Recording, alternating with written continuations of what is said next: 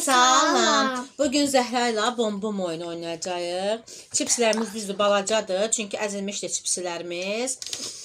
Zəhra yum gözünü. Bom. Bom. Bom. Bom. Bom. Bom. Aha. Ben yumuram. Bom bom bom. Okey. Taşka makas. Taşka makas. Sen başlıyorsun. Güvende. Güvende.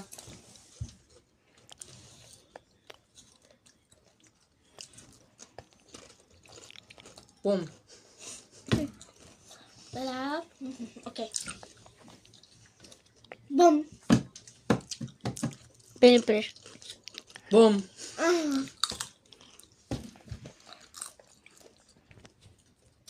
Bom.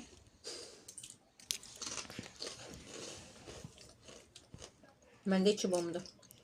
Bazımda da. Hamda bir dənə şans qaldı. Səndə 2 bomdur. Aslında istəyirəm mən. Güvəndə. Mən deyəsən öz bomumu özüm yedim. Yok mama. Yok bazım. Aslında onu da seçmiştim. Ben bazım Yan qaldı götürdüğünü. yuxarı. Görünürük biz. Ha. Hə. Neyse. Məndə Ama bax bom. utdu nə sən? Mən utdum onda. Ha. Hansıydı səndə? Sən mənim bomlarımı yemisən onda. Yox, ha, Məndə səndə bom idi. Sən mənim bomlarımı yemisən. Məndə də Bu da bomdur.